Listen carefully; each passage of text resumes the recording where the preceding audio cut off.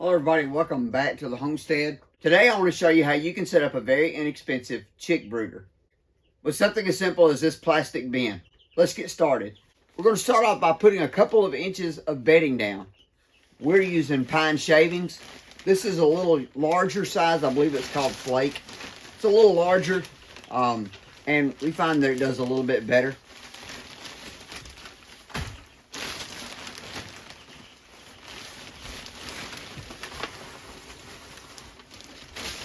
One thing I haven't found is a way to put it down without making a mess. Once you add your bedding down and you spread it out, you want about 1 inch or so thick. Once you have that, you just need a couple of other things. First of all, you're going to need a drinker and a feeder. This is a chick feeder.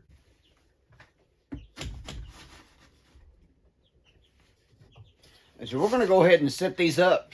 One thing we've always done is we add electrolytes to the water. You can buy a special mix at your farm supply store. We just simply mix up about 1 gallon of water and at a time, and we just fill up our drinkers with some electrolyte mix. It gives the chicks a little bit of a head start. All right, so we got our drinker full of water. We're just going to quickly turn that over and set that in one corner.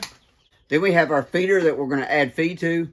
What you want to use is a chick starter. There's 2 options. You can either get medicated or unmedicated. The choice is yours. Do your own research. We have used both. This year we're using medicated. But we're just going to put a little feed in here and set this in place. I want you to notice I don't fill this feeder all the way up. Chicks are messy little creatures and they will get shavings all in this. So I usually just have enough to keep the bowl full. And we're just going to set that in there right beside the waterer.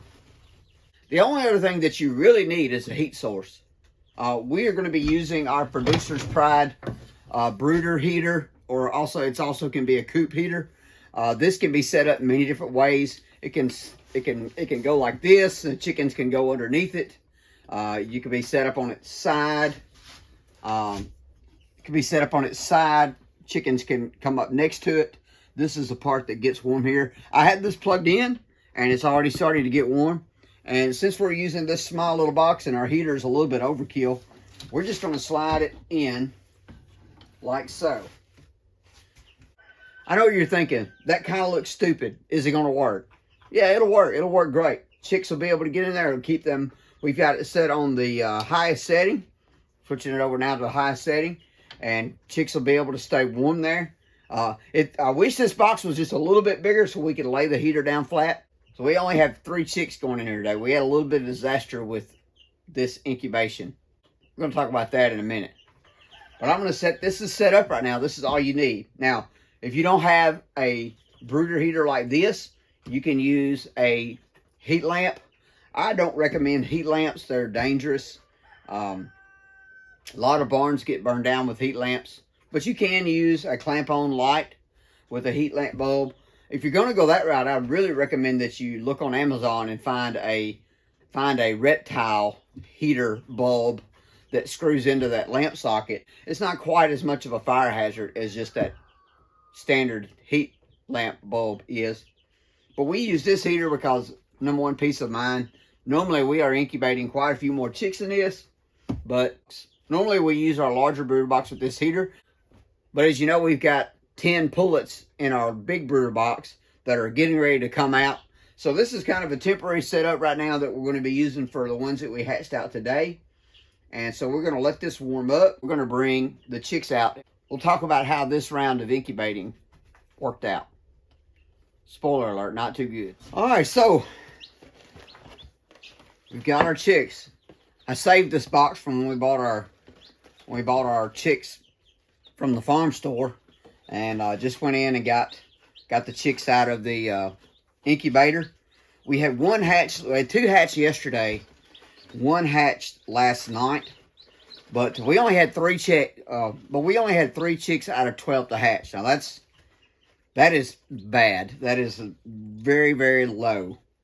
Don't really know exactly what happened. But that is really low for only 3 of those to hatch. Now, today was the day that the timer actually ran out. So we're gonna leave the incubator on with the other eggs for the rest of the day, and maybe until in the morning, just in case. But we're a little disappointed. We only got 3 chicks out of 12. That's very low. Yeah, sometimes that can happen. Sometimes disaster strikes. Sometimes you don't get a good hatch rate. Now, there might be some good reasons for that. I'll talk about some of those reasons. One reason is these are very young hens. These hens just started laying about a month ago. So these are young hens. So that could have a lot to do with it. Another thing it could be is that we did have some dirty eggs that we incubated. I've recently learned that you shouldn't incubate dirty eggs. We incubated some dirty eggs. One of the dirty eggs hatched. So I'm not sure. Maybe that had something to do with it. A combination of that. Maybe the young hens, the young rooster. Not really sure. But it's not looking too good. We only got 3 out of 12. Now, as you know, we've got another incubator that's about 10 days behind. We also are running an experiment about humidity and to see how important humidity is when you incubate. A lot of people say you don't need humidity. Some people say you only need humidity when they're hatching. So we conducted an experiment. And with this batch, we kept the humidity as we've always done it, kept the humidity around 50-55%.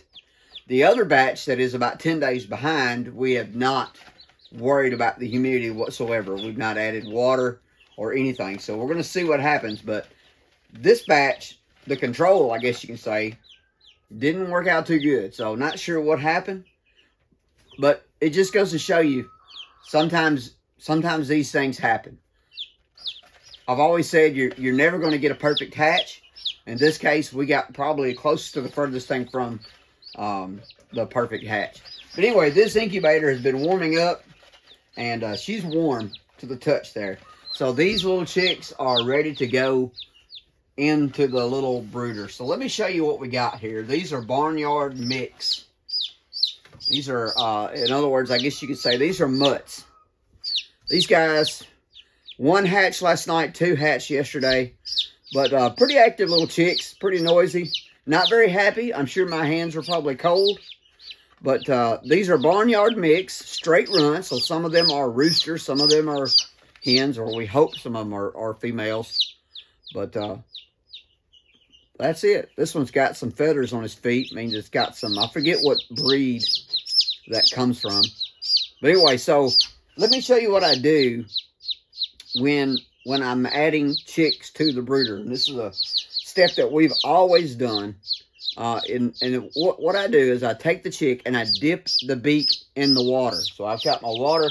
I've got my drinker over here. And it's got water in it. I'm just going to take it just for a brief second. Dip the chick's beak into the water.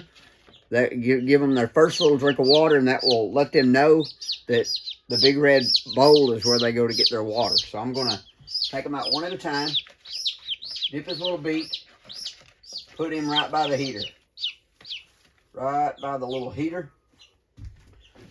All right, number 2. Number 2 does not have feathers on his feet. Or her feet. But they're pretty little chickens. They're just barnyard mix. Got a little pale, got a black with a little white coloration on the wingtips. And one of them has a yellow belly. I'm not sure. Maybe the one I just put in there. Yeah, I think the one I just put in there has a yellow belly. So, this one has a little more yellow in his belly, where this one's more white. Okay, I'm going to put you next to the heater.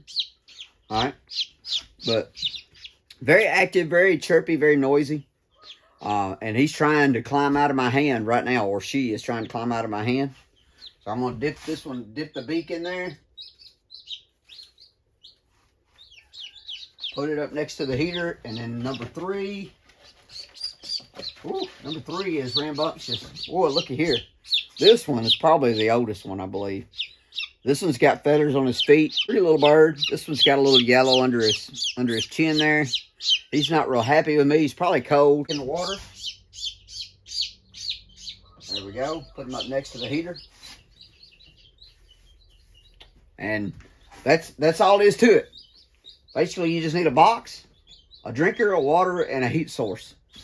And as you can see, they are right on that little heater, and that heater is warm. Ooh, sorry guys, warm to the touch.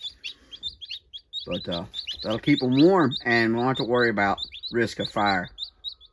Because it is made, this heater is made to stand up like this, or to be set down on the legs. These legs are totally adjustable. Could be worse. We could have got 0 hatched, but we got 3. So you might be thinking, why don't we just put these chicks in with our other chicks, our California tans? Well, the California tans are juvenile now. They're feathered out. They're much older. They would really gang up on these little guys. So we will make sure we don't put them together. In 10 days, when the other batches do, they're close enough in age that we'll put them in the same brooder. We don't want to put these babies in with those teenagers because it just won't go well. Teenagers, the California tans are going to be moving out today. I've got to do a few things to get the grow out pen ready. They have been here in my workshop with no heat for, I think this is the 3rd or 4th day. So we've been hardening them off. So they're more than likely going to go out today. So I'm going to go out here and I'm going to get the grow out pen. I'm going to move it up, do a little work on it, get it ready for the next batch of birds. Time to put the grow out pen back into action. I do not need to put this roosting pole back in. It's a little too big for these chickens, but got to put a new piece of rope on the front, be able to pull it. Just going to make sure that all the roofing is still good. All the siding is still good. No gaps in the wires. First thing I'm going to do is I'm going to tip it over on the side so that I can try to get this roosting pole back in here.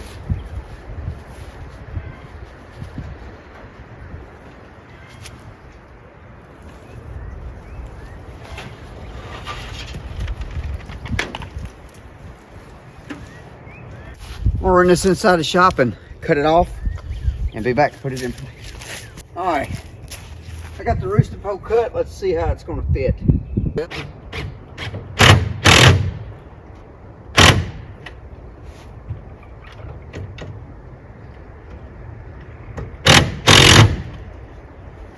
While I've got it here, I'm going to go ahead and put the new piece of rope on. Just going to take this in and make a square knot. I'm going to flip it around to the other side. And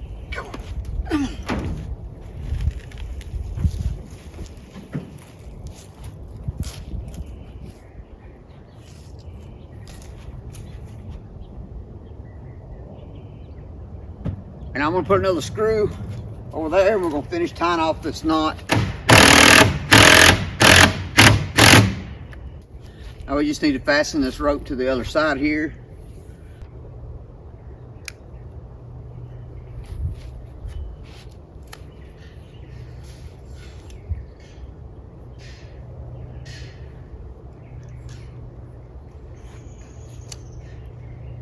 We usually get about a year out of a piece of rope.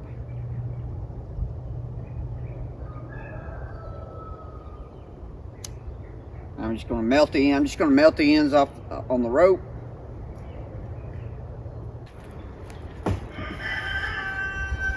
All right, now we can let her down.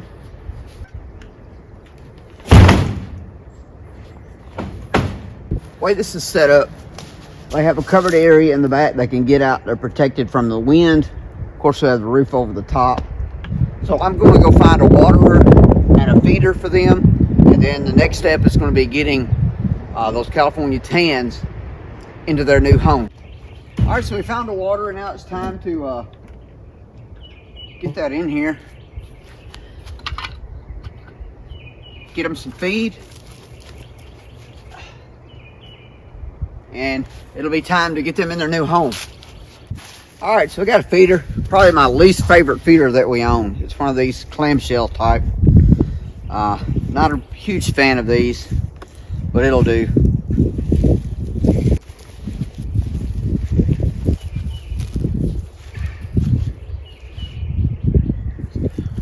You gonna put it in there? You want me to?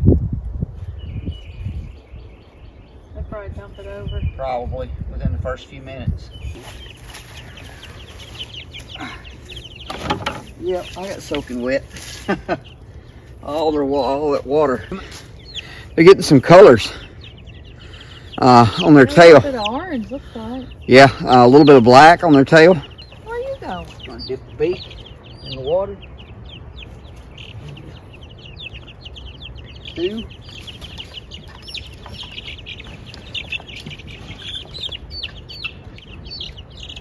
4.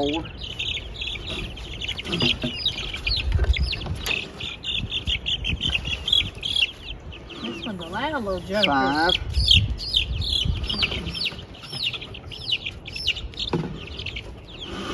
6.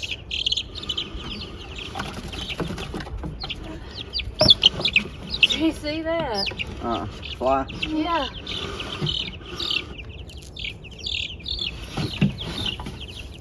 7. This one's very calm.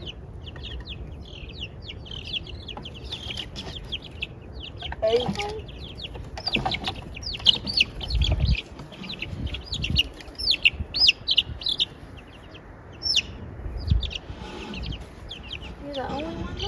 9. And 10. They look so tiny in there. They do. Welcome to the yard. They don't know what to think with all this room.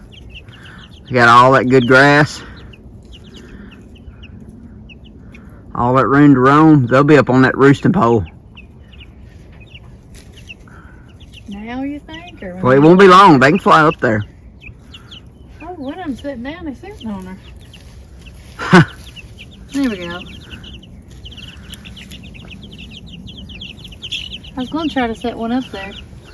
They're flocking. They're sticking Yeah, together. They are. Good deal. Looking healthy. One of them's already picking at the grass. Good deal. See there, they know what to do. They know exactly what to do. Yeah, she's pecking at it back there. That's why that's why it's so good for your chickens to have access to fresh grass. It's good for them. They know what to do. What is it you call it? The salad bar? Yep, fresh salad bar every day. These will get a fresh salad bar. We probably won't move them every day because there's a whole lot of room and they're small. But they'll get fresh salad bar. Well, this will be plenty for them. Oh yeah, for a few days.